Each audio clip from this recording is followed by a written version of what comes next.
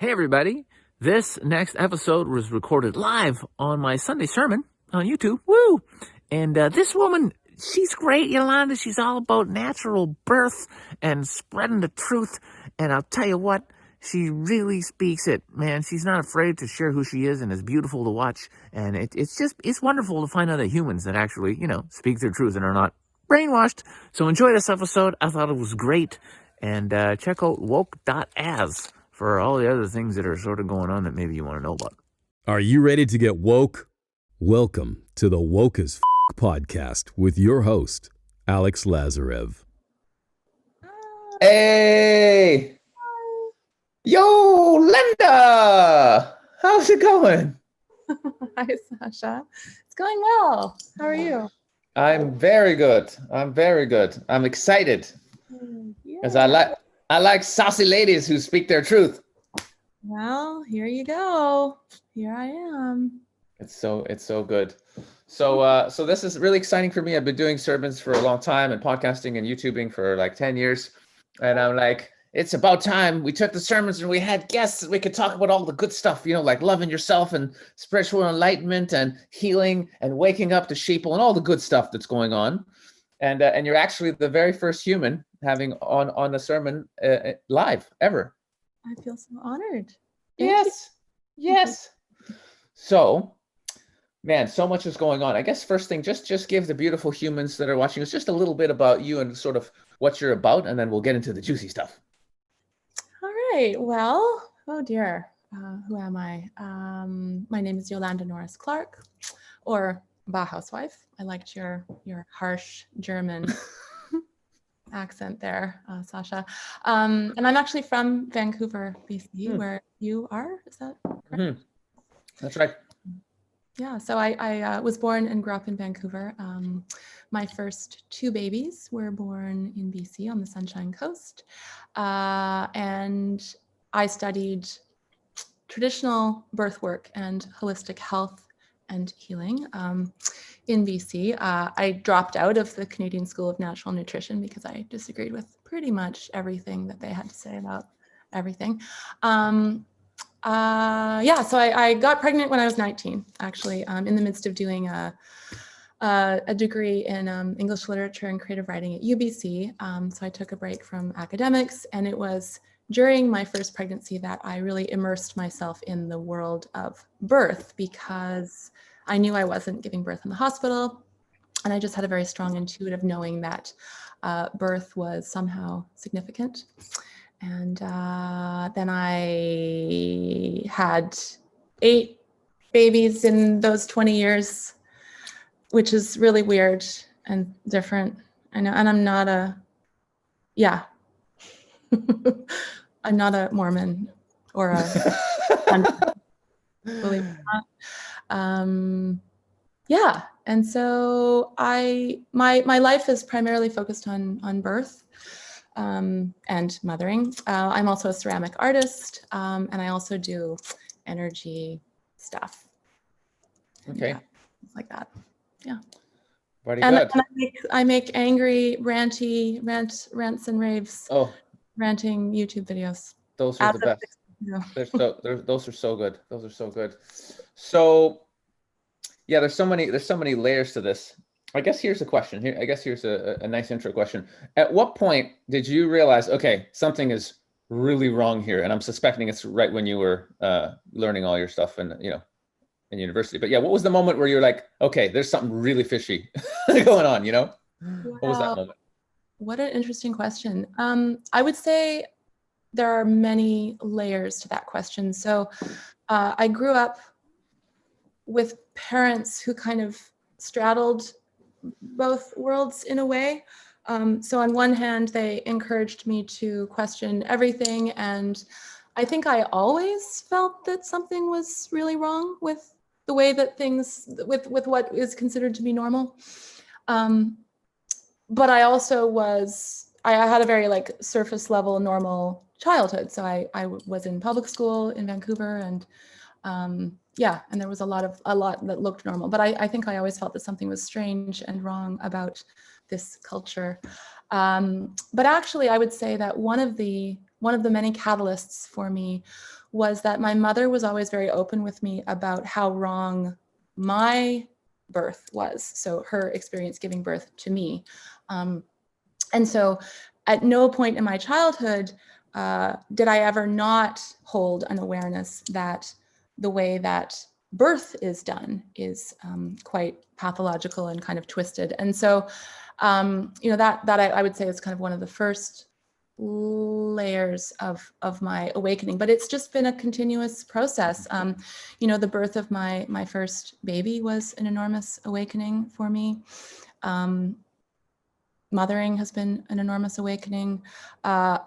I have never really seen doctors, so it's so interesting what's happening right now, because I think everyone is now being given an opportunity, at least, to be aware of how fascinatingly entrenched the medical system is with the economic systems, and what a load of propaganda a lot of that, most of that is. So I didn't grow up going to see doctors. My mother was very holistically minded.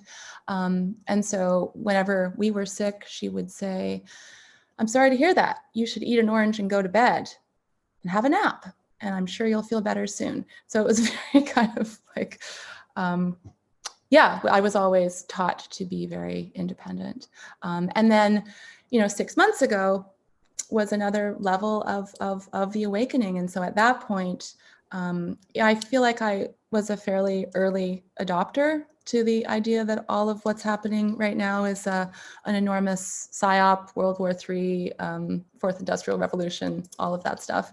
I actually remember quite clearly, 6 months ago wasn't that long ago, but my family and I were flying back to Canada from a 3-month-long trip to the Dominican Republic, where I was doing birth work. I was speaking at a conference there. And it was during the last days of that trip in the Dominican, and we had very limited internet. It was kind of very basic. We lived in this little shack in the jungle, and it was great. But we had very limited internet access. And it was in the last few days of our stay in the DR that my husband started checking stuff and seeing little clips here and there of this terrible new disease. And it was then that I started to go what's up here? This is very strange, because I've always deeply questioned germ theory, actually. This is part of why I haven't really ever interacted with the system, because I know from a very particular perspective, in terms of the birth world and the physiology of childbirth, that the way that industrial medicine does birth is just completely ass backwards and makes no sense and has no bearing on actual biology. So yeah, that's kind of a few things. So as you're touching on the birth, I might as well just say this. So for me, I've just picked up on that everything that's happening is essentially a massive war on consciousness. If we really just to sum it up, it's absolutely what do we do to get people completely away from the truth of our nature, which is we're infinite consciousness having this experience, and we're all one, and that's actually the absolute truth, and we're all powerful co-creators. Get us away from any of that idea into struggle and you're not good enough and you got to work hard and you got to hustle, and just just sucking us into this lower vibrational beliefs that it's so ingrained. You got to it's ridiculous. The whole system is absolutely ridiculous. We're put on a planet where everything that we could ever want is already here, and they just herd us into cities, make us believe we need this imaginary money, and they of course print it, give it to whoever they want to, and we have to go out there like these little slaves, and just it's ridiculous. The whole system is absolutely ridiculous. It's so ridiculous. And people go, what's going on? I said, watch the movie The Matrix. That's what's going on. They've told you so clearly what's going on. They're literally let's just put it in a movie, and people still don't see it. They don't see it, and it's just holy wow. And so what's fascinating is with birth, and I'll tell you the little bit that I know. As usual, they always do the opposite. They'll tell you the opposite of the truth, and they'll do the thing that's most detrimental to your health. So medicine is about keeping you sick.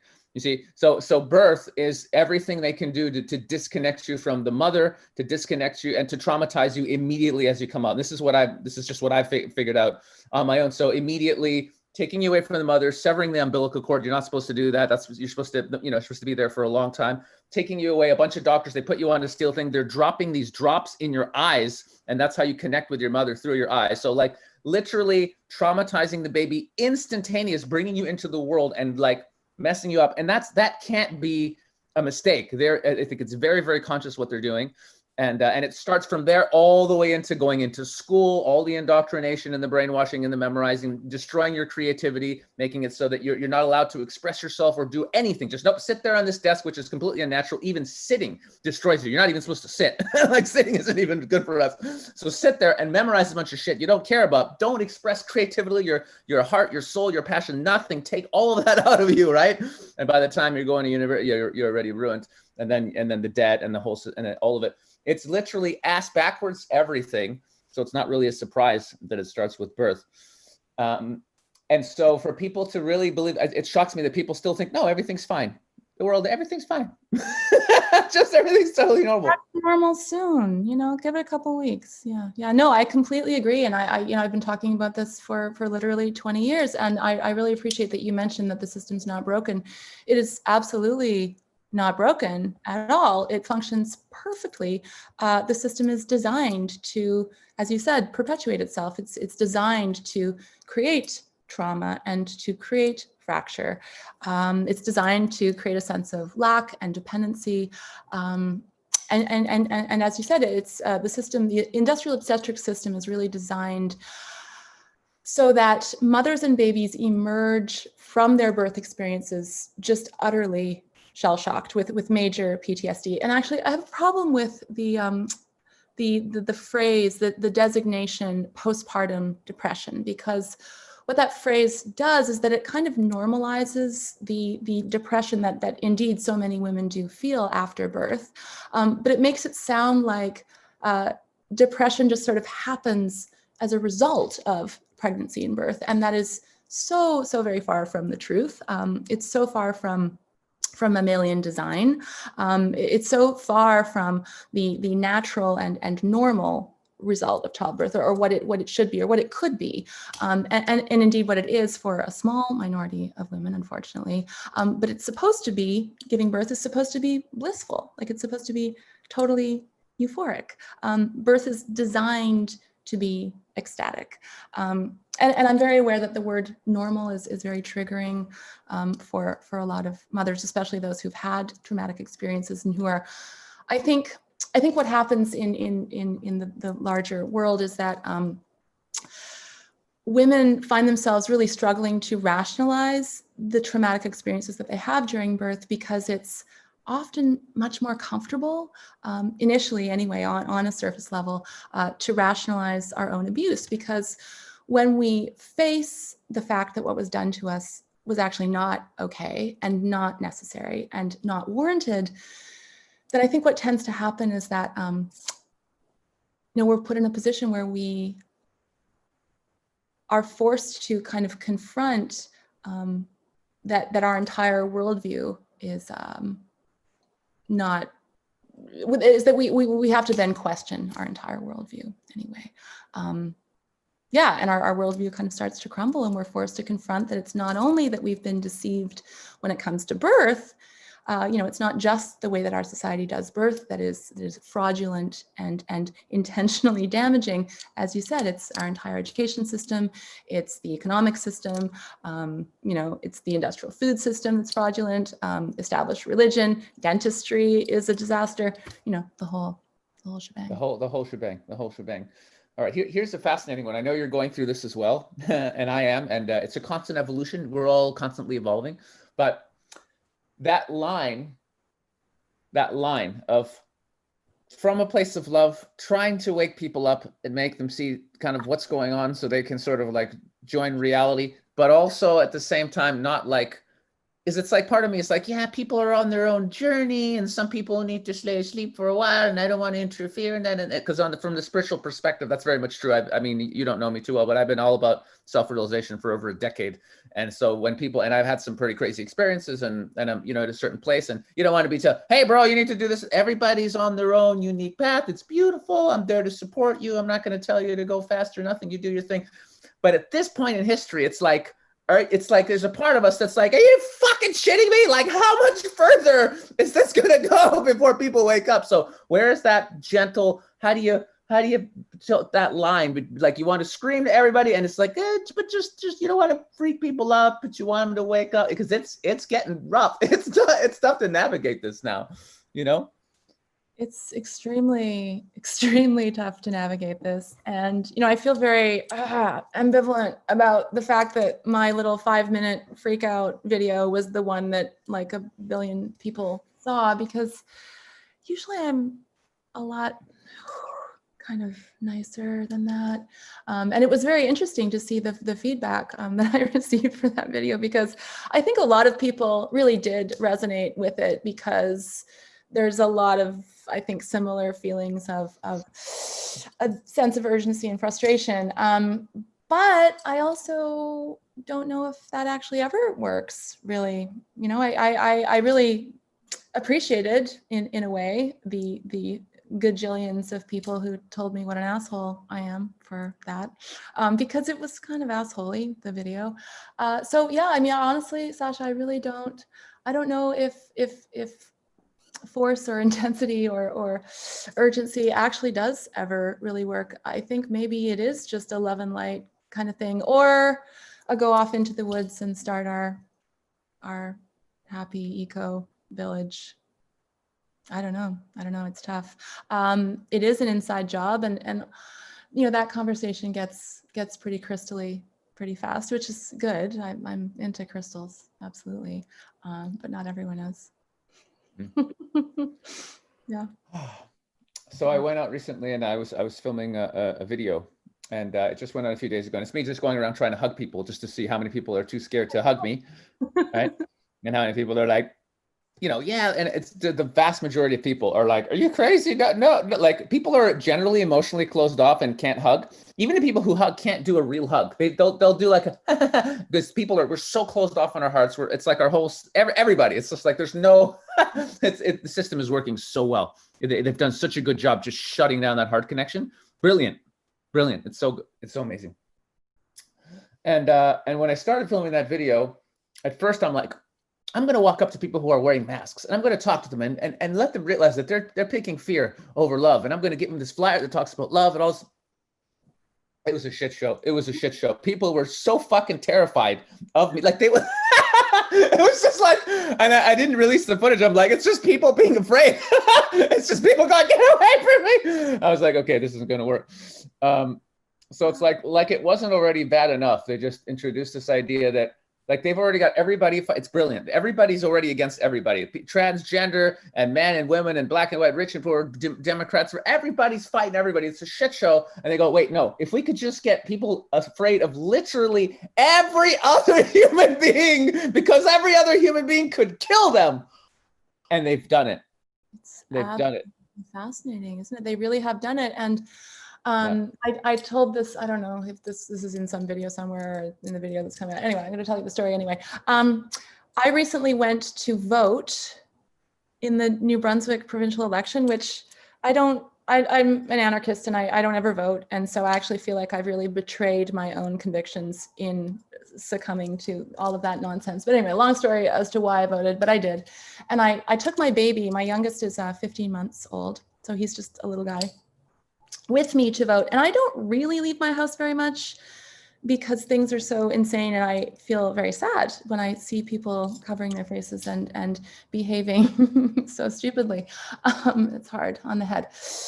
But anyway, went out with my kid to vote, and I was there within 5 minutes of the polling station closing, and I walked in with my baby on my hip, and I was the only person there actually voting, but there were a number of volunteers, and everyone was wearing a mask, a face covering. And I was watching my son, whom I was holding, and he went through this process several times of looking through the room and trying to like find a human to connect with, and then looking back at me and going like, huh?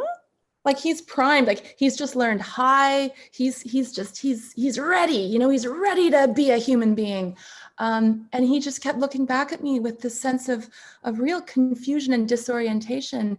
And I was the only person there actually voting, but there were a number of volunteers, and everyone was wearing a mask, a face covering. And I I got up to the counter and my son's there and he's confused and I felt horrible. And the woman in front of it, I started to cry because it was so upsetting. Like, it was really so heart-wrenching.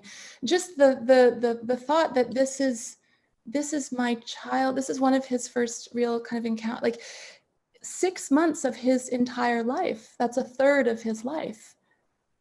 We've been in this state of collective delusion and collective madness. And I recently came across a very interesting little, just little social media blurb written apparently by some guy who was in the military.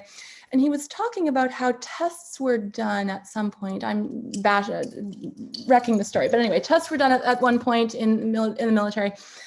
And these experiments showed that when the enemy was wearing a mask, in among these various tests, it was just orders of magnitude easier for soldiers to dehumanize, to kill, to cast aside. And it was very chilling for me to read that little blurb because I have experienced that in my life. I see that playing out, on the odd occasion that I do go out of my house. And my 10-year-old daughter came into my office the other day and she said, Mom, is it wrong that when I see people wearing masks, I just have this urge to kick them in the shins? And I said, ooh, sweetheart, I would say that no, the urge is not wrong. But that urge is something that you're going to want to pay really close attention to, because it's even more important for us right now to remind ourselves when we see people wearing masks that they are human beings and that they are our brothers and sisters, and it is our duty to extend love and care to them.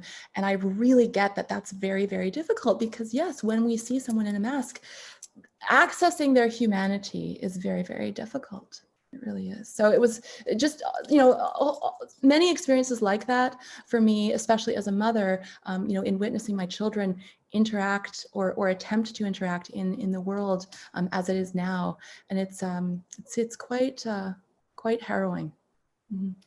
You said it. Yeah, there's this great group called Hugs Over Masks. They're doing really good work. They're going around flying and hugging people, which is, I mean, and that's my whole thing, spread the love. So they're great. And actually their flyer mentions that. It lists all these, I don't know if you've seen their flyer, but it lists all these reasons why you shouldn't. Okay, I'll send you the graphic of why you shouldn't, about the dangers of masks. And one of the things, which I wasn't aware of, that's how people, that's how children actually recognize like their parents and other people. And they actually, like, that's how they learn. And like, you're cutting that off, as well as a whole bunch of other stuff. Like it can trigger PTSD. It could cause like asphyxiate, a lot of it, like, masks they're not good. Like they're just not good for your health, and you're breathing less oxygen. So they're really, and of course, this is the psychological, it's basically, you're basically saying, I surrender and I believe the mainstream media, and you're basically saying you're basically brainwashed. That's really it. And I've been also realizing that the people who are wearing the masks, because I did a bunch of interviews, most of them were already in the fear vibration. So when coronavirus came, then of course I'm going to put a mask on, because they're already in the fear. They're already in the fear. These are the people who are already, being super cautious and like staying away and don't go anywhere. They're already doing that.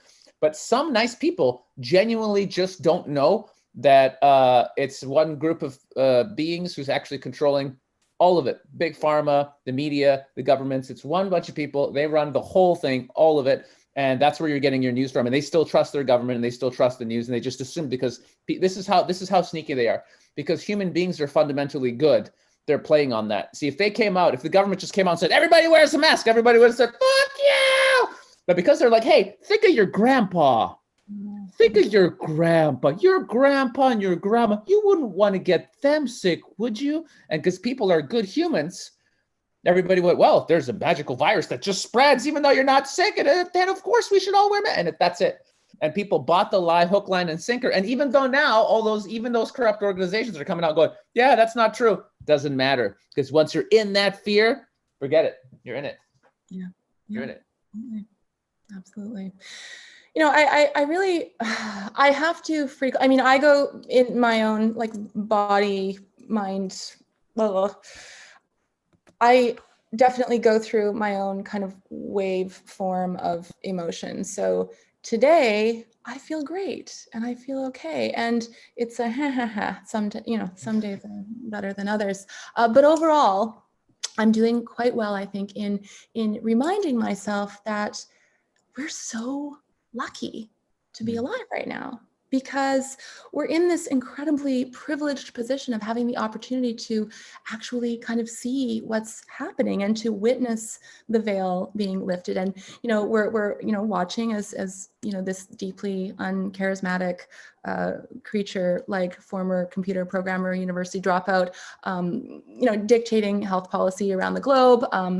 But there's so much else that's happening at the same time, and it's really it's really, really fascinating. And I love that we get to speak. I mean, despite all of the censorship that's happening, yes, that's all very real and it's very concerning. But right now, in this moment, here we are saying what we feel that we need to say. And it's just really fascinating to see so many people stepping up as you're doing, Sasha, with their own very particular kind of lens on all of this. So, I'm looking at all of this through, my lens as a birth worker, as a mother. And I really appreciate that you're doing your work around like spiritual awakening and masculine energy. And actually, I kind of feel compelled to confess something to you, Sasha. I know. I probably would not have accepted this invitation 6 months ago. And that's primarily because I've been going through a really significant kind of personal spiritual journey awakening myself. And one of the kind of levels of that that I've been thinking about a lot is just how profoundly my perspective has shifted on various kind of philosophical, social, political topics. So, I would call myself, well, I don't know if I would actually call myself a feminist, but I have been involved in feminist activism for many, many years. And I think my interpretation of what that looks like and what that means has really shifted. And my feelings towards men as a class of people has really, really softened as this whole debacle has been playing out. And I have really found myself much more able to connect with the idea of all of us really being in this together. Now, I feel ambivalent about that phrase, actually, because that phrase was weaponized, a little bit earlier on in this whole thing, like, we're all in this together and like, just wear your mask and it's fine. But so that's bullshit. But in another sense, yes, we are all in this together. So always kind of riding that line between cliche and profound truth, right? So. Yeah, I mean, geez. I mean, I had my first sort of like a big away. I mean, let's go now to the positive, happy stuff. Let's do this. So yeah, I had my first kind of like big awakening samadhi in like 2009. I read like one spiritual book, and I just had this amazing thing happen where like I got this lightning bolt of energy down my body and a realization. I'm just like, oh my God, we're all souls and we reincarnate. And there's no such thing as death, and we're all just here to help each other. And that this is great. That was like 2009. And then it just got more and more intense. And then at some point, like around 2015, literally my whole life just became about one thing, which is like spiritual enlightenment. What is spiritual enlightenment? What is self-realization? What like, because I knew this wasn't real. And I can tell you there's been some lots of miracles, lots of crazy things. And ultimately, they're not making it up when they say the underlying truth of reality is actually that we are literally all one being, which is presence, which is consciousness, which is, you could call it God. You could use a lot of words, but we are literally the one, just in infinite forms. And I've had things happen, like literally my ego, like I went through full on ego death where I'm like, okay, I'm dying, I'm going to heaven, where I died, passed out, let out a scream, this energy left my body, went back into the planet. This is all with my spiritual teacher. And then I literally was like, okay, I'm going to heaven, I'm just going to let go and go to heaven. And I literally let go. And then time passed, woke up, got and opened my eyes, and I was here in the world, but without the ego consciousness. And there was literally just all that is existence, consciousness, bliss, like eternal, forever, no time, no space, just I am forever, everything. And that went on for like days, like no person, no idea of a person or thoughts, just literally the self. And so that is what's real. That is what's real. Like literally, we are infinite consciousness and awareness that is eternal. We don't die. We were never born. We can never die. We are forever. That is actually the truth of our nature. And so the risk is they can't, we're not supposed to know this, because if you know that, and that everyone, not only is everyone your brother and sister, literally everyone is you. You are everyone.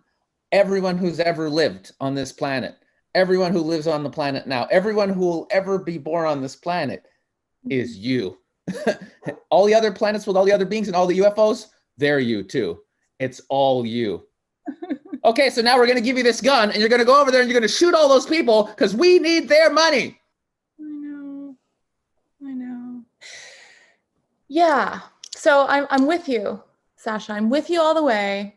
And then there's that thing where like, okay, that's good. Good to know. Got it. And then we have to make breakfast. And then there's the billionaire computer programmer guys. And then there's, you know, people wearing masks, and it starts to feel tricky sometimes in the day-to-day. I don't know. I think that's just the wave that I was mentioning, you know, like I sit in meditation every morning, and that's great. And that helps me to like not scream at my kids, mostly.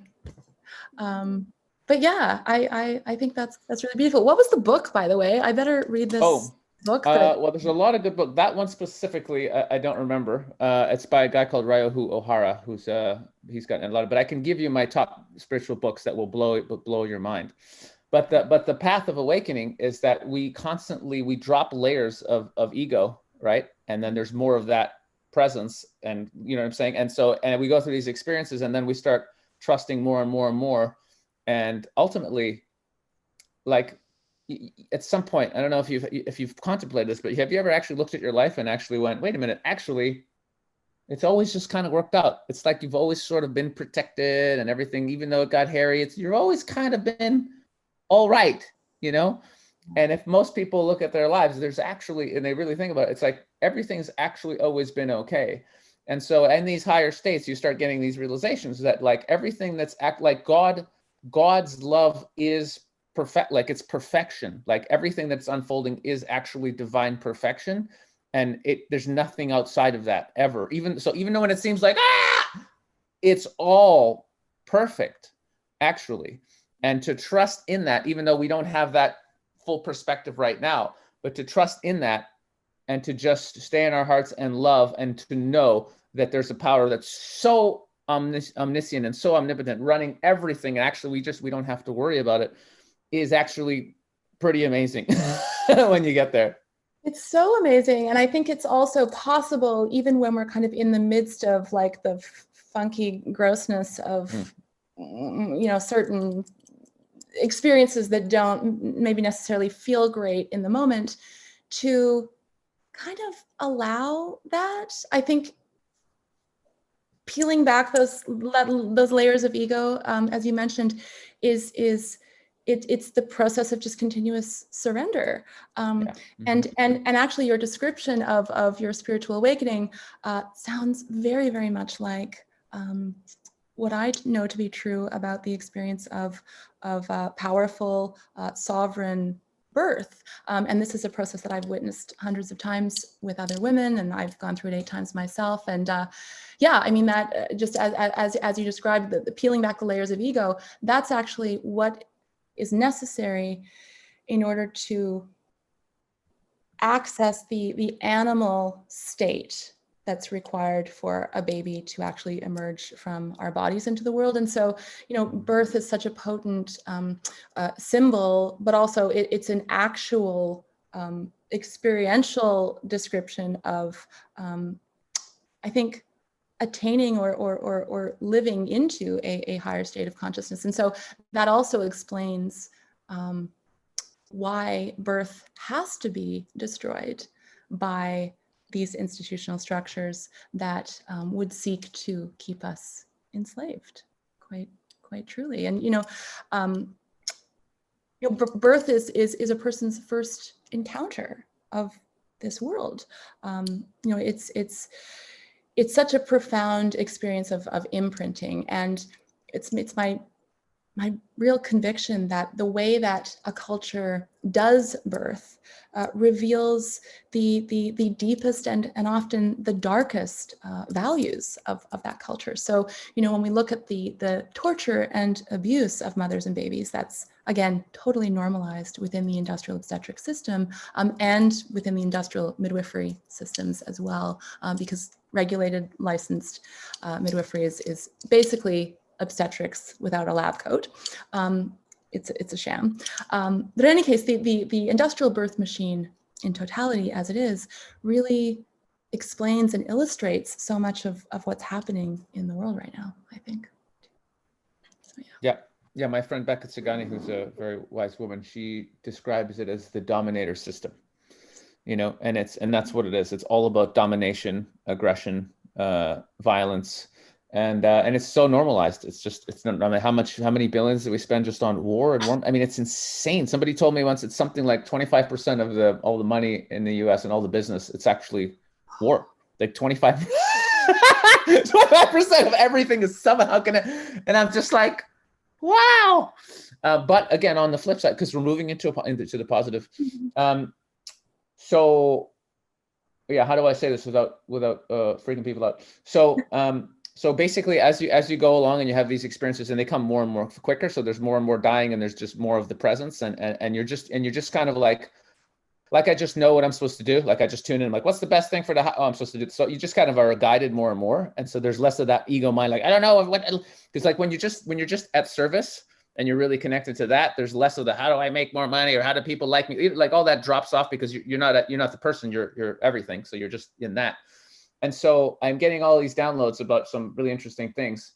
And there are beings that are so powerful that are here, like being like for example, like Buddha or Jesus or Krishna, the beings who have attained full liberation of like all the way.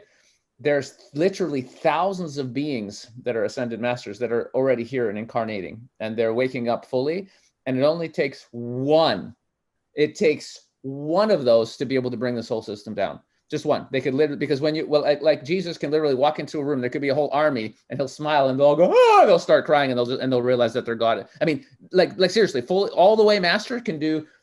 So there's 8,111 ascended masters, so beings who have attained liberation on the planet now. A few hundred have already know who they are, and a handful have actually already gone all the way to that level of consciousness. So there's a bunch of Jesuses here right now. And they haven't really come out like, hey, guess what? But they will. And so there's beings here of such immense God power that like one can end all of this. And there's a bunch. So, and they're here and they're just like us. They're the self, they're the one, and they will not allow the enslavement of all of humanity. So we're actually good. Mm-hmm. We're actually really good. People don't realize that there's so much more going. We only see the news and all this kind of, but actually all these beings that have incarnated that are super high level light beings from all over the galaxy are all here because it is known that this is the time of the Great Awakening. So that can't be stopped. It's God's will. God's will can't be stopped. So it tells you how crazy the psychos are, the egos. It's just egos. It's out of control egos that they really think they can stop God's plan. Oh, there's going to be something coming in through solar radiation that's going to wake people up. We'll just spray the sky and we'll block that. You can't block it. It's God.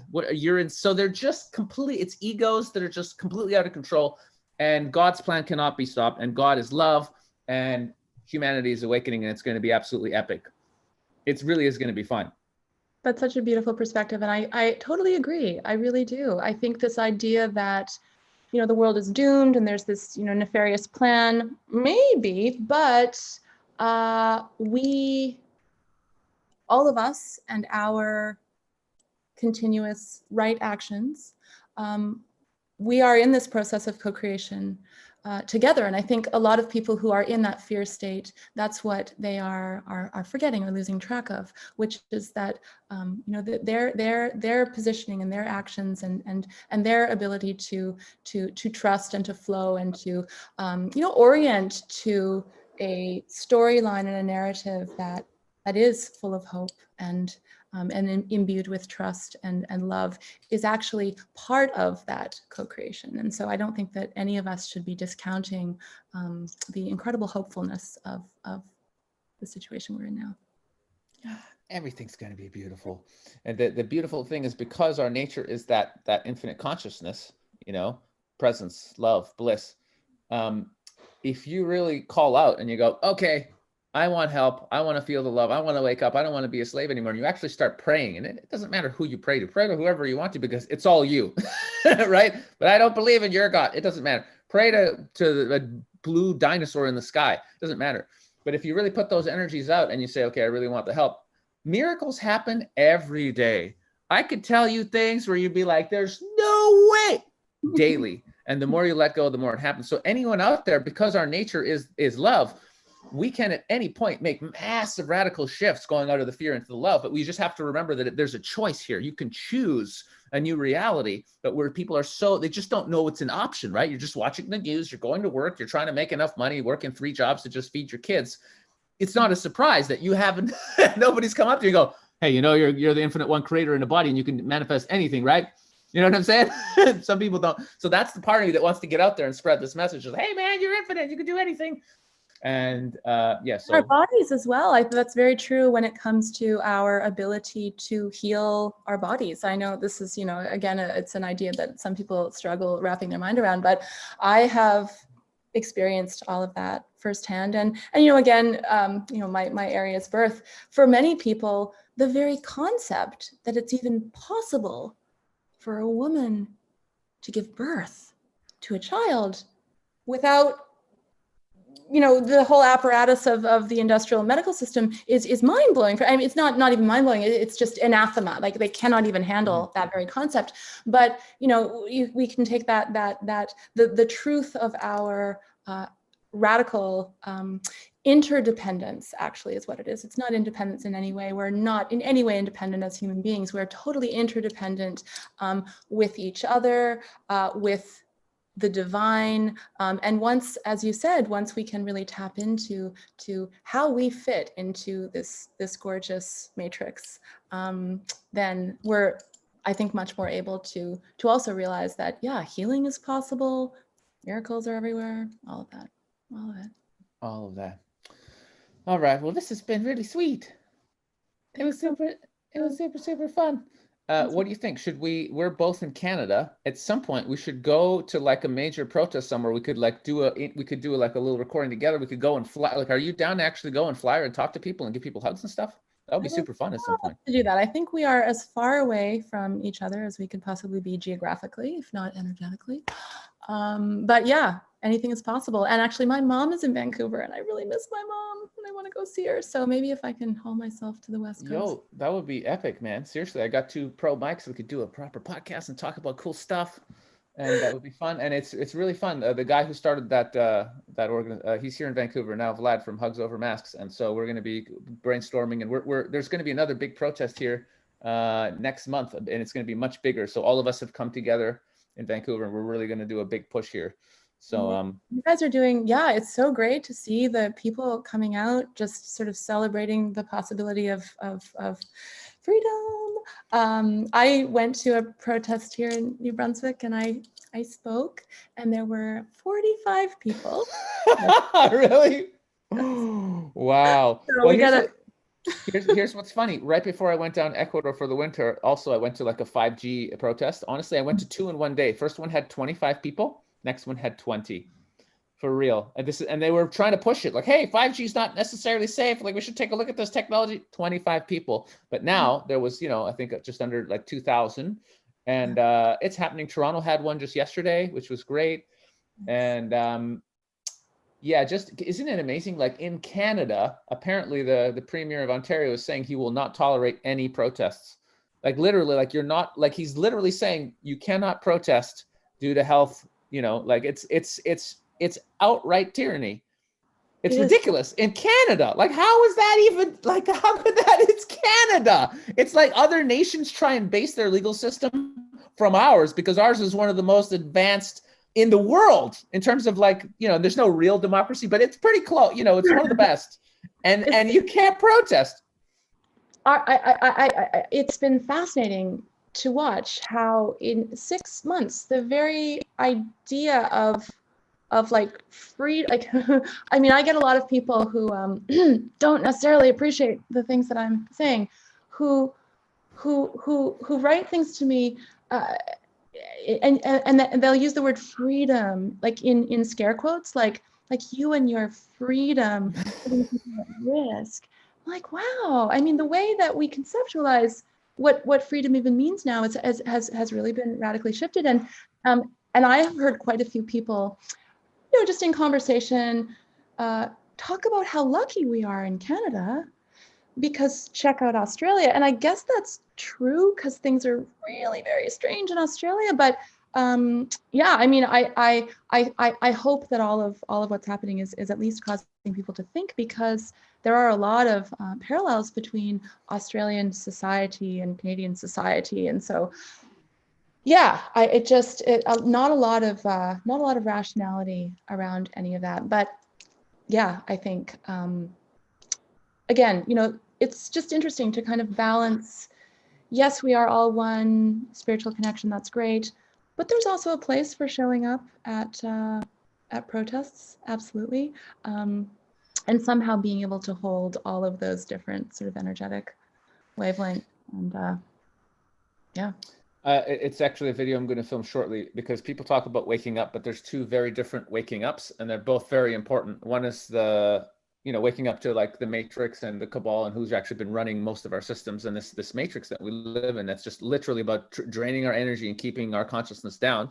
So there's waking up to that reality, but then very much linked to it is the genuine spiritual awakening, which is raising your consciousness and realizing that, you know, your identity as a person and a mind is actually not who you are. You are your infinite consciousness having a human experience, and they go together. And I realized that taking people to the spiritual awakening when they don't really know, it's like just, hey, you're God, too much. But wake up to the matrix and see that your consciousness is radically being compressed so that you're a slave. And so if people see that and go, fuck this, and they wake up out of that one, then they can say, okay, well, what about going all the way and realizing your true nature? So they really go hand in hand. So that's why, even though I'm all like spiritual woo-woo, yeah, totally, like the whole thing is a dream. It's absolutely a dream. But what kind of dream do you want to be in? Do you want to be in a fucking nightmare where you're allowed, like in Australia, you're allowed out of your house for an hour a day for exercise? Is that the dream you'd like to be in? Or a dream where we're all helping each other and there's lots of love and we're connected to our hearts and we're building paradise on earth? I mean, yeah, it's a dream, but which one do you want to be in for the next 50, 100 years? Exactly. You know? Exactly. Yeah. Yeah. Great, Sasha. Let me know if you come across the eco village that I and my 8 children should move to. I'm on the lookout for the place. Yeah. I'm flying to Toronto shortly, so I'm going to be out there flying and hustling. So if you want to make it out to Toronto at the end of the month. End of the month. Okay. Well, keep me posted. Anything is possible. But yeah, it was super fun. It's lovely to see you. And it's just so wonderful and inspiring for me when I see other humans who are just like speaking their truth and just saying what it is. And what was the point where last thing, what was the point? Because you got to that point where you're just like, fuck it, I'm saying the truth, what I think. I don't care what anybody thinks, like completely uncensored. And I you know, I got to that point too for a while. It's like, well, you don't want to say everything you, and at some point during COVID, I said, fuck it, I'm saying everything that's true. I don't care how ignorant you are of it. This is what it is. And so what was that breaking point where you went, fuck it, I'm done pretending that I'm not going to say it. What's up?